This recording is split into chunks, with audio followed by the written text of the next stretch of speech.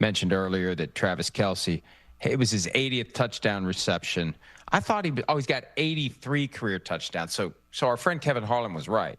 80th touchdown catch for Travis Kelce. 83rd touchdown scored overall by Travis Kelce, tying Priest Holmes for the franchise lead. And I got a feeling that Travis Kelce will break that at some point very soon, maybe on Sunday against the Bills. And this just feels like a team that really is clicking on all cylinders, and they have their confidence, and they've got some games coming up that are going to be very interesting. They play the Bills, they play the Colts, they play the Broncos twice. Look at that schedule. Look at the post-bye. Okay, they got the Bills and they got their bye. And then, man, at Denver, boom. Colts, wow. Short week, Cowboys, Thanksgiving. Cowboys are a different team when you go to AT&T Stadium. Sunday Night Football, Texans. Then they got the Chargers again. Sorry, Titans, Week 16. Enjoy your holidays.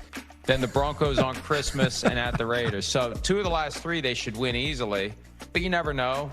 You never know how these teams are going to feel. End of the year, put some good tape out there. Maybe try to take one away from the Chiefs at a time when the Chiefs are taking their foot off the gas a little bit before the postseason. But, man, there's going to be some good Chiefs games the rest of the way. And like we usually do, we're going to see them on TV. Very rarely are we going to see that 1 o'clock Eastern kickoff for the Kansas City Chiefs. It's going to be a lot of high-profile games, and that's the way they love it. You know, the first year that their schedule was like every day of the week, right? Every time of day, early, late afternoon window, nighttime, doesn't matter.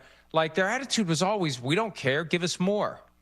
And that makes them perfectly suited to thrive in this age where the NFL is going to drop the games wherever the NFL feels like dropping the games. And the more popular you are, the more likely you are to get jerked around like that. And they don't feel like they're getting jerked around. They view it as a positive, and I think it helps them to thrive in those environments. They know when they get those games, everybody's watching. Like they marvel at that feeling and knowing it.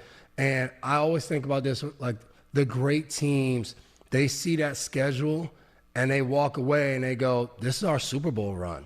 Like this is the run we go on to go win the Super Bowl. They're going to come out of the bye and say, whatever we want to be as a team starts right now. Because damn near every game we play is going to be a playoff game. It's going to be a game to go win the division and have a home playoff game. Like, every game is going to turn into that. When you're playing against, the Colts, and then you're going to play against the Broncos, like the Colts, that's for possibly top seed in the AFC.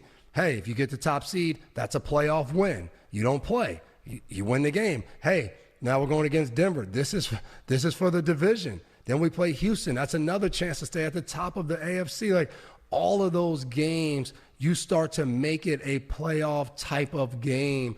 And as you go on that run and you feel that doesn't change. And I think that's a part of that playoff mentality as well, is when you start it and then you get into that mode and you're just now trucking ahead. And even if you slip up and you lose one game or something, you look back and you go, hey, post-bye, we lost one game. And usually when that's the case, we've lost one game. And there's crazy stats that come out of like, we've given up 6 points in the second half all year since that moment, or we've scored, the most points in the NFL in the fourth quarter. Like, you get some crazy other stat that goes along with this streak.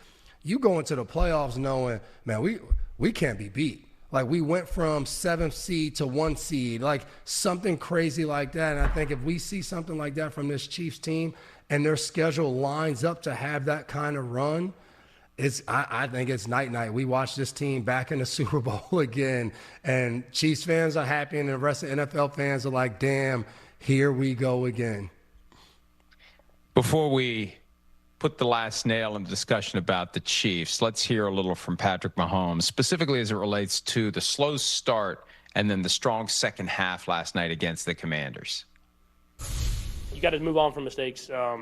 And they were able to make plays in that first half. But luckily for us, our defense stepped up, and it's a full team. I mean, the defense steps up whenever we're struggling, and we're able to go out there and put up points in that second half, and that speaks to the grit that we have as a football team. I think we're getting better and better. You know, we lost some tough games early that we had won in previous years, but it's not like anyone hung their head. They just continue to get better and better, and that's all we have to do is push forward. And whenever the offense, the defense, and the special teams are rolling, it's fun to play football, and it's been fun to be here at Arrowhead doing it, and now we'll get to take it on the road and see if we can do it again.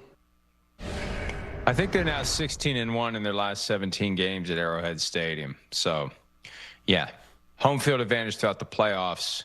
Not that they can't win on the road. They've proven that they can, but it makes it a little more inevitable when you get that true home field advantage where the fans don't sell their tickets to the fans of the opposing team. Although we were there first game of the 23 season when the Lions fans felt like they took over.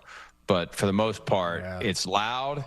You don't see the home team using the silent count like we saw Sunday night with Aaron Rodgers, and it really does create an advantage for the Kansas City Chiefs. Hi, it's Mike Florio. Thanks for watching PFT on YouTube. Hit subscribe for the latest news and analysis from Pro Football Talk.